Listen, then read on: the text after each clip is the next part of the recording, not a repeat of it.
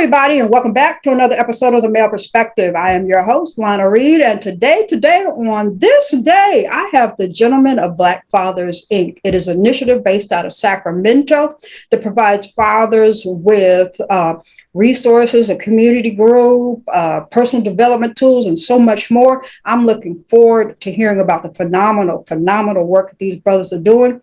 But first and foremost, as I always do, I take a quick moment in the beginning to pause, say thank you to you for making time for me today. Time is a gift. Once we give, we cannot get it back. So I appreciate all of you carving out this space in your day, coordinating your schedules to sit down and talk little old me. And with that, gentlemen, welcome to the show. Thank you. Awesome. Thank you. Now, if I did my reading correctly, gentlemen, you started this in 2021 in the height of a pandemic, I might add. I'm just curious. What was the motivation? Why at that particular moment? Why did all of this come about? You want to go ahead, Ant? Yeah, I can say my spiel, and then whatever I don't feel, you can hop in, Richard. But yeah. So I'm coming from Sacramento Children's Home. They ended up opening a position where it's called the Community Resource Advocate for Fathers, right? But this initiative wasn't just focused on Sacramento Children's Home.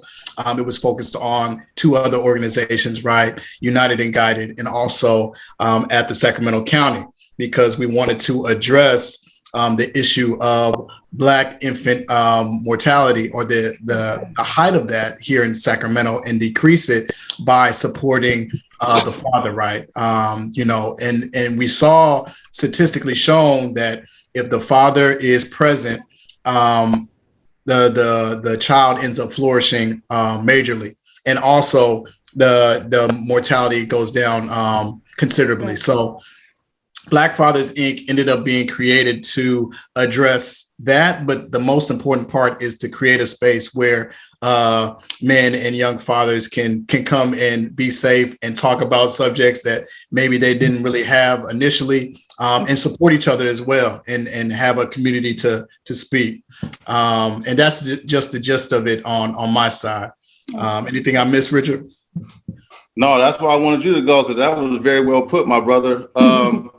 So just to add on to that, when this came about, and this is something that's been going on with a lot of women organizations for years, trying to bring equity into these institutions that were, that we're basically discriminated against. And so when they asked us in our partnership, the first thing we thought was, okay, right now with this pandemic, like you mentioned, everything going on, everybody's mental health, and we already know in our community, at least where I'm from, and a lot of the dads we serve from communities that our mental health is something that we take very serious these days. So collectively, what you have is a bunch of parents, Black fathers who care about their community, coming together, who understand self-care. So we said immediately, let's start meeting up at the park. I believe we got about close to 200 dads signed up through the Black Fathers Inc. Program that come out to the park. And like I mentioned, it's all around, community mental health and our youth. So what happens is every Sunday we come out, the dads come out with their kids. We create these new long lasting life memories, right? Because mental health is all around, trauma and basically bad memories. That can't really go away, but if you can cloud them with new memories, we feel that that's a start. And then also having that on a Sunday allows everybody involved to have a fresh start for Monday going to school. Oh, okay. Yeah. Okay, I like that. So what are some of the, you mentioned some of them, but I was on the website and you guys provide a lot of different services that you guys are offering there. So could somebody run down everything that you guys do and what you guys are planning to do possibly in the future? Sure. So because I saw, not to cut you off, I saw like a webinar group, or I saw some other stuff you guys had going. Yeah, that's going to be the what to expect when expecting, which we just started, which is basically going to be a workshop day where we give out, tips, tricks, and a place to ask questions in regards to like if you're expecting a child. Okay. You know, and supporting our brothers in that way. As you saw that we do like Richard was saying, Sunday in the Park. We have our membership meeting or Real Pop Talk. Okay. The last Thursday of the month is our new dads or our expecting dads group. As you can see with all these great men, Lamont, Vince, and Mark, that go on there as well. And then we do financial literacy. I end up facilitating a parenting workshop focused on fathers because at the organization that I work at, I get a lot of CPS cases, right, where fathers they actually have to go to parenting classes so they can see their kids, or they have to fulfill a requirement. And so I try to make the class as fun and interactive as possible to make it feel like they don't have to do work. It's more like it's very similar to what Black Fathers Inc. is doing on those Tuesdays and Thursdays when we're doing Real Pop Talk in the New Fathers group. And so, and so those are just some of the things that we're doing. The podcast. Oh, yeah. Thank you, Richard. And then one of the top things that we're doing right now is the Black Fathers Inc. podcast, which I hope if you didn't get a chance to look at it, hopefully after this, maybe you can take a quick glance. Vince actually was the first one on the podcast, and he's saying some very insightful things, and I made sure to make sure that I put it in a highlight because as much as we are one, but we're, like Richard saying, we're trying to do it for the babies, right? And we're trying to make sure that they have examples of like, okay, while the dad is present, you know, I can learn some things. I can get some of this wisdom. So that's currently what we're currently doing here at Black Fathers Inc. And we're planning for a Father's Day event. I know that United and Guided have been working really hard in regards of just, you know, supporting in that way as well. But yeah, and then we're just going from there. So now you and Richard both mentioned some of the work comes about because in Sacramento, particularly, you notice that the fathers more involved, the mortality of the infant increased. And I want to kind of tackle, there's a myth going around that Black men, Black fathers are not present. It's a myth. But we can't get rid of this myth for some reason or another, even though the statistics show that you guys are just as active, if not more, than other races. But we do have some kids in our community that grow up without their fathers present. So because you guys have experience, what do you say to a young brother who's in front of you and he's saying, I'm about to be a dad and I didn't grow up with a father and I don't know what to do. What advice do you give this young gentleman? Who want to take it? First and foremost, I would invite him to Papa Bear's Village. I will connect him to the resources that I'm connected to. Okay. Allow him to see the examples. Often he progress by examples, not just words. So I think it's important that we put that young father that you speak of in a space of awareness, a space where he can see that it is actually happening, and not that it's easy, but it's doable and very possible. Okay. Awesome. You want to add something? Can I add something? The first thing we like to do as well is to say simple as me too, right? So once that's under, and unfortunately, you know, a lot of situations for me, I can speak for myself. To be on mute.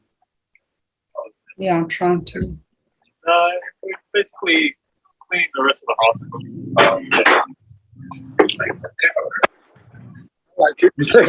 Mr. Cody. Yeah, that's me. Yeah.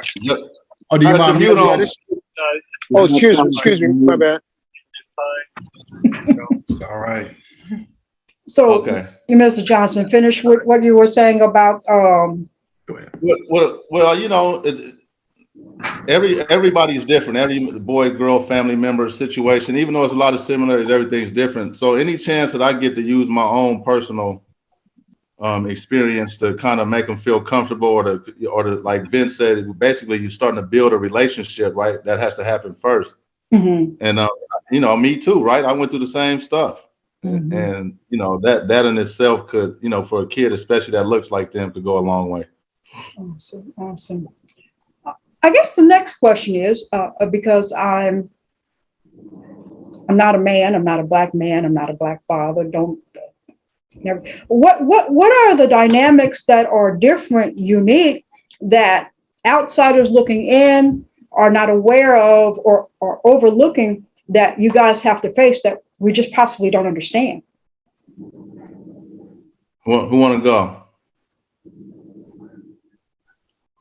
So I'll chime in. One thing that me personally and you guys, all we doing is going off our personal experience. For me, the first thing that I think about when my boys leave the house is if they're going to come home.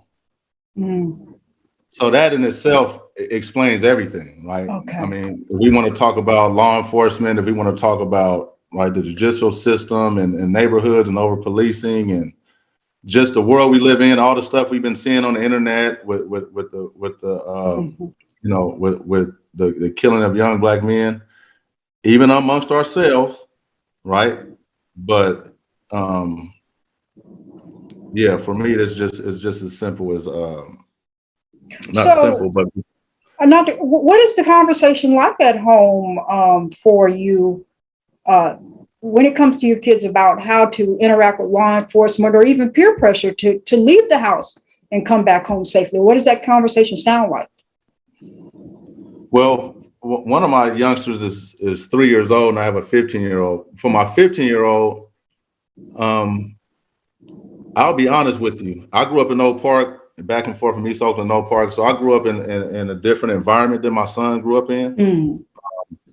Unfortunately, we grew up in separate households, but my 15-year-old I'm speaking about. But my conversation to him is as simple as, having those conversations. You got to have them, right? So I'll ask him questions, which will allow me to figure out questions to ask him. Okay. Right.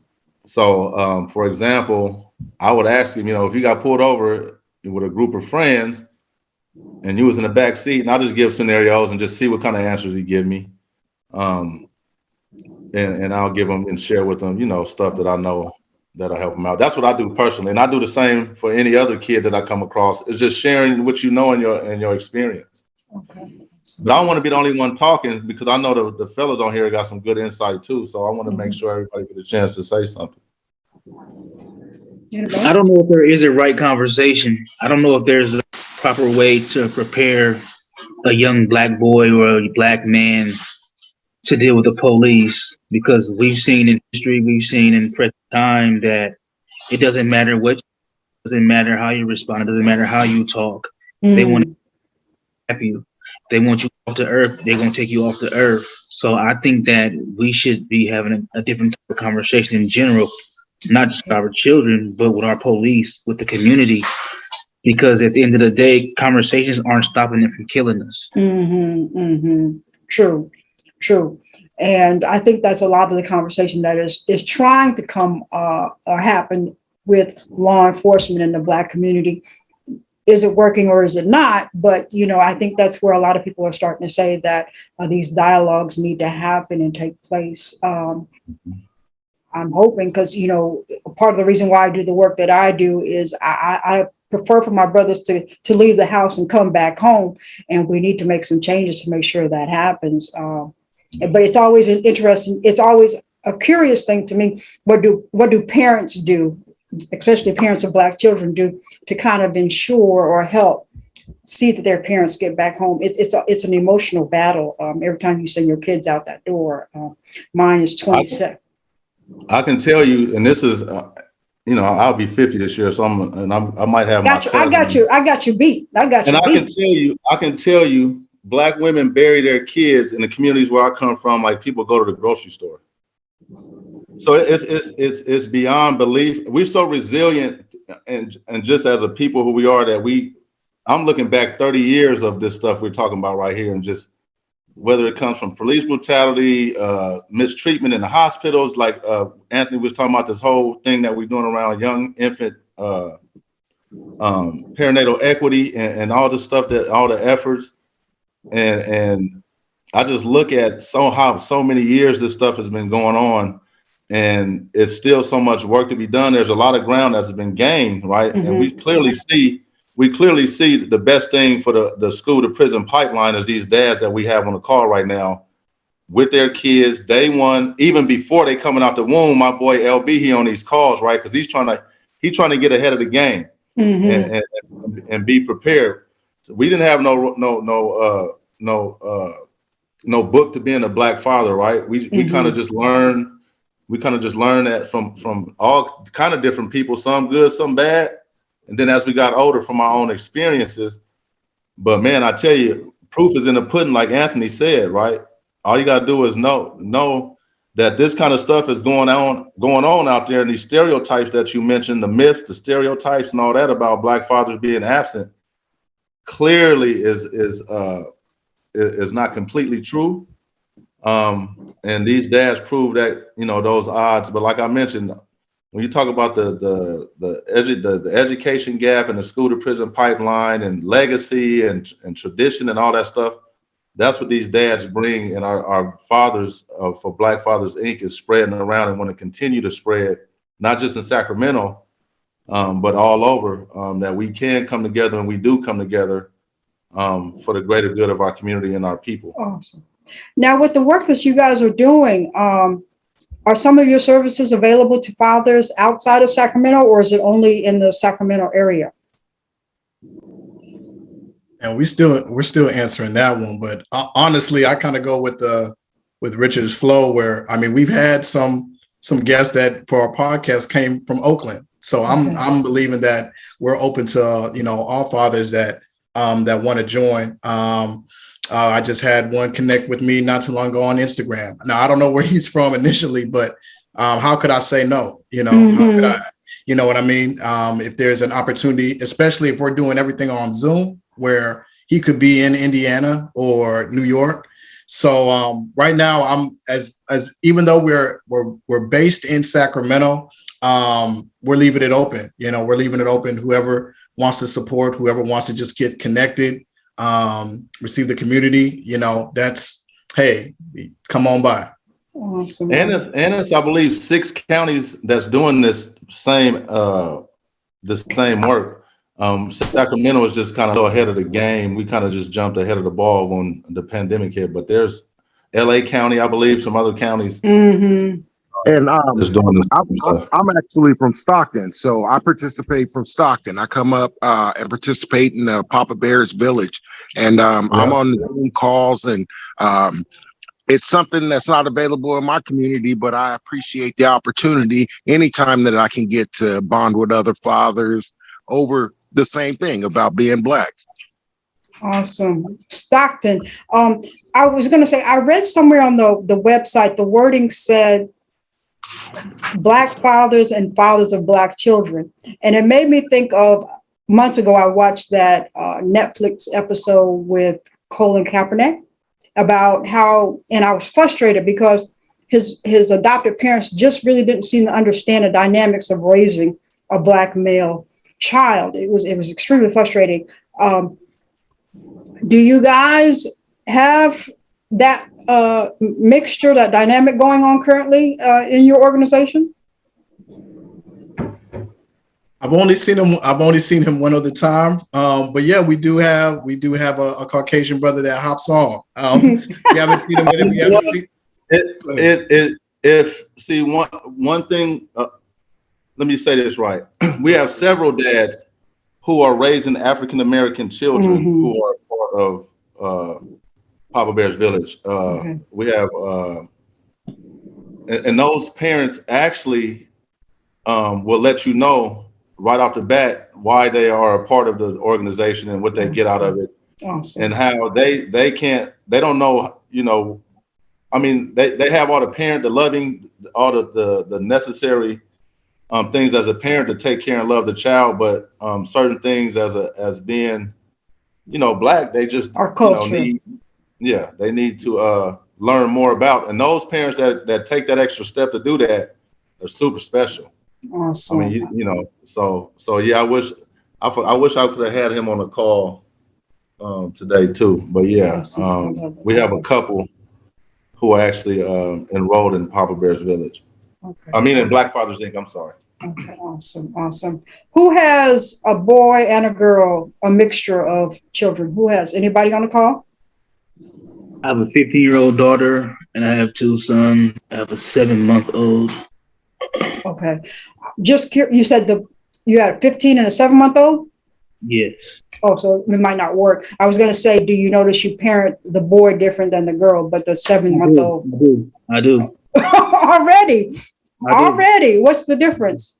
It's that old double standard. Okay. Yeah, like the sex talk will be very different. Okay. Yeah, I just do. I just think that I don't want you to take this the wrong way. I think women are fragile. I think women are disenfranchised. I think women are put in places and spaces that they shouldn't be put in. Yeah, I definitely parent my daughter differently. Than I do my son. I have a 6-year-old son as well, but I do parent them differently because I just feel like that I have to. I feel like for my daughter's protection, I have to parent her differently. Okay. I think it takes a different type of parenting to deal with a young lady based on my experience. And on that same note, almost as a Black father, I have to be harder on my son because the world is going to be real hard on him, and they're not going to be fair to him. I'm gonna be tough, but I'm gonna be fair. You know what I'm saying? And when father and him, my daughters are older, but father and my son, I have to prepare him for what he has to get out to in the world. You know what I'm saying? They're not going to be as nice to him as I am. They're not going to give him the things that I give him. And he has to learn to get out there and get it. You know, I want him to chase it. You know, as a man, he's supposed to be there to protect and take care of his family. So therefore, I gotta get him in protection mode. I gotta get him in that take caring mode, you know, so that he understands his mission as a man, period, you know, and he has to do it that much better as a Black man. Because again, the world is not going to treat him the same as they would someone that looks that has different skin pigmentation as they do him. Gotcha. Now, you bring up something I've always tried to figure out how, as a Black woman, I could be the best of assistance with. And sometimes there's a lot of weight on your shoulders as a Black man. And, you know, the bills got to get paid. You got to protect all this other stuff. I'm assuming it's not so easy to say to your people around you, especially your significant other, girlfriend, wife, whatever that might be. I don't know if I can handle this today. I don't know if I can do this today. How do we start to make you guys comfortable and say, it's okay. I can take some of this load for you. You can come in and dump some of this mental weight on me. How do we make you feel comfortable that it's okay not to have all the answers? It's not okay to have it all together right now. How do we do that? After being married for 16 years, that was something I grew into. I'm currently married, 16 years under my belt, but I had to develop that trust to know that she was leading me in the right direction. She was giving me the advice that I needed in order that it was in the best interest of not only me or not only her, but in the best interest of us. So once that trust is developed and built, then that allows us to allow you to take on some of that burden from us, you know, and to trust that your interests are as genuine as the interests of us as a duo. Gotcha. Good point. Now, is Lamont, you're about to be a father? Yes. Boy, girl, the first one? No, it's not my first one. That's my girl that's going to be with me. Awesome. I'm just curious. You said it's not your first one? No, it's not my first one, but it's my child gonna be with me. Gotcha. And this was a question, I guess, to all of you. Do you notice that you parent differently or the same as your parents parented you? Way different. Way different. I'm from a different school. I learned different lessons. Um, I was raised with an iron fist. And so, I don't have to raise my son with an iron fist because I guess coming from a male perspective, he's hearing things from me, that I never heard from another man. I grew up in a single mother household in which the queen was in charge and she was very, she ruled with an iron fist. So yes, way different from my parents. Okay. And that brings up something I hear a lot of my sisters incorrectly say all the time. They can do it by themselves, especially when it comes to raising Black boys. Can a single Black mother raise a Black male child by herself? I mean, what are your I feel they can, but they shouldn't have to. Mm-hmm. That's how I feel. They shouldn't have to. So then what's the solution then if she just happens to be alone? I mean, how do we fix that? Well, I think I'll just chime in real quick.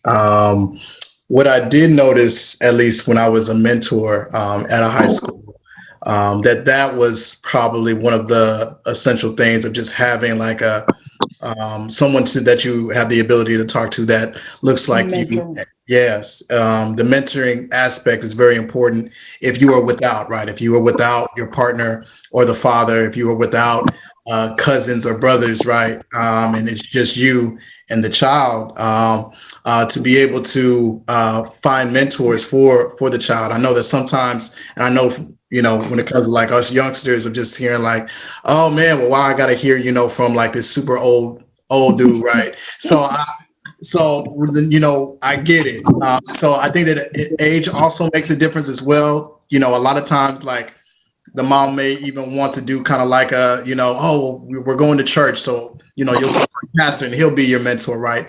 But the pastor's in a whole different, a life situation than me right now. Like, he's talking about 401ks. He's talking about buying the second house.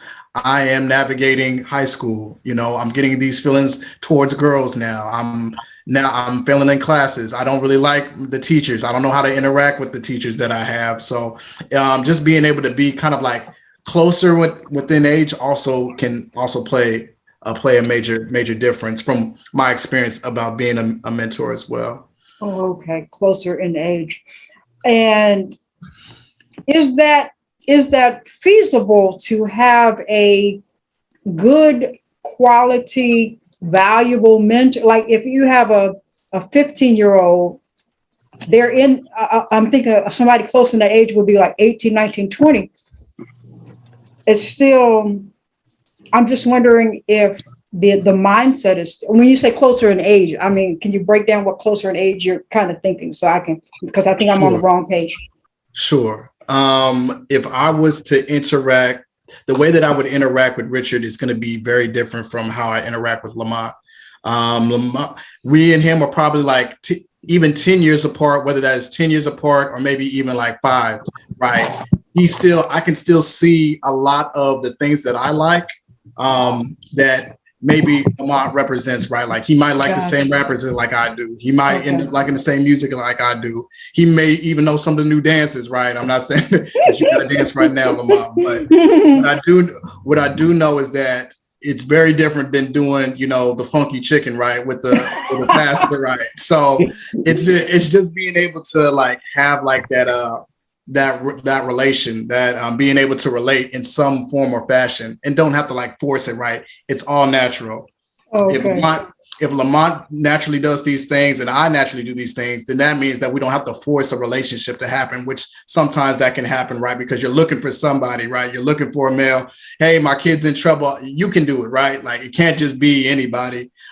because not all the time will it work out or in your favor sometimes. So Gotcha. I just say that. Okay. So, but we all know how to do, no matter what age you are, we all know how to do the electric slide. You know, Black folks, we know what we are. That's a, so when is the next, because you guys have Sunday in the park, right? Did I hear that correctly? Yes. When is the next one of those? Sunday. Next Sunday. Oh, wow. Every Sunday. Every Sunday. And the Domino's is there? Yeah. Some Oh, spades. man. It's every a debit card. Sunday. Oh, man. I should. Okay. Well, every Sunday. Okay. I'm going to get up there. And, okay. So, the podcast, I caught a clip of it, and that was, you said that was Vince, right? How often does the podcast come out? Because I only saw that little clip.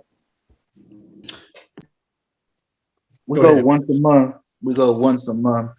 We have production meetings and that kind of thing, and we owe the county 9 episodes before we can actually go forth. So we're working on the 9 episodes that we 9. county, yes, and we are on the. I think the next one will be number 5 if I'm not mistaken. Okay. Now, quite a few times I've heard it mentioned that this is a partnership with the county.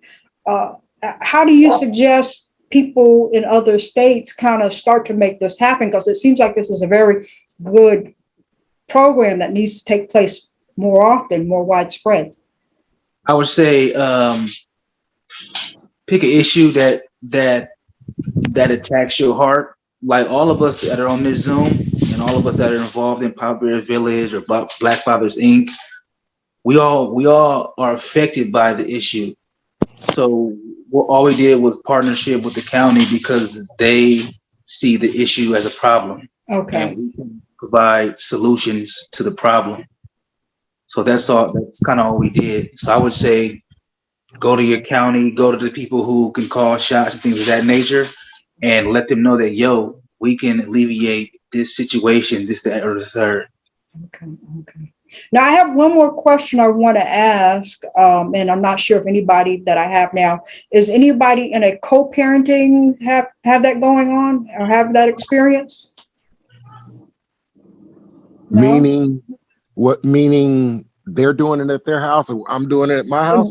Or yeah, you have to participate in, co-parent, like the child is, you and the mom are not together. You guys got to figure out how to work it out.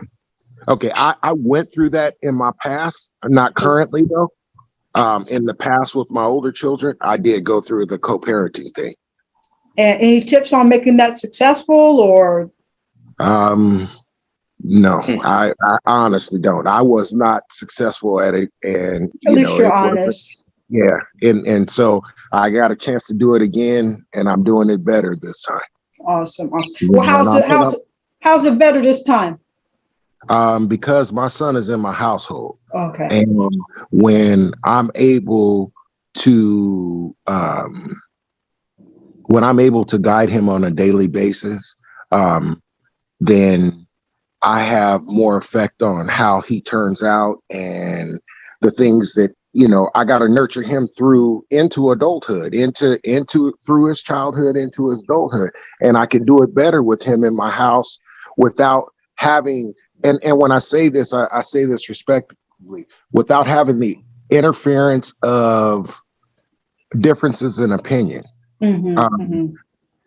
I may not agree with, in a co-parenting situation, I may not agree with the way that my son is being raised because my resume, I'm a veteran, I'm a military veteran, and so combat veteran, and I kind of will raise my son with a little more discipline than their mothers did. Their mothers were real lackadaisical to them and allowed them to get away with different things. But I run a more structured environment, and that'll just allow my son to be better prepared when he gets out there in the world.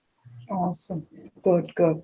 I think that's one of the things a lot of us don't consider when we bring children into this world is making sure the potential person we're partnering with is on the same page with us when it comes to parenting styles. And, do you discipline the same way I do? Do you have the same, I think that's one of the things that we really need to be taught, more often is this person on the same, in alignment with you as far as what you think parenting is like in the first place? A lot of us drop the ball on that as well.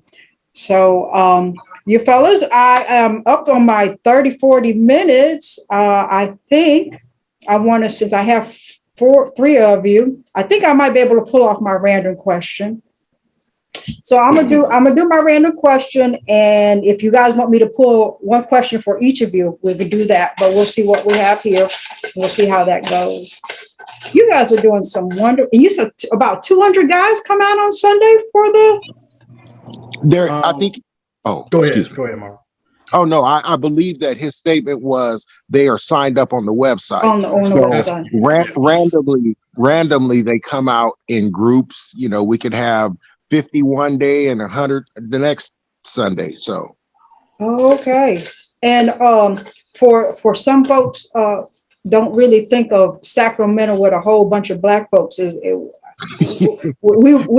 riding deep in Sacramento. Oh yeah. Okay, okay, Sac Town. Okay, all right. Let's see what the first question is. What was your favorite class in high school?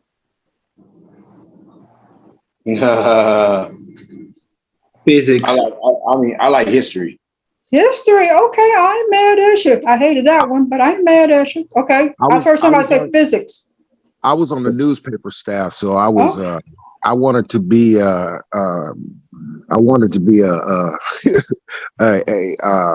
reporter. That's what I wanted to be, and I wanted to get involved in communications.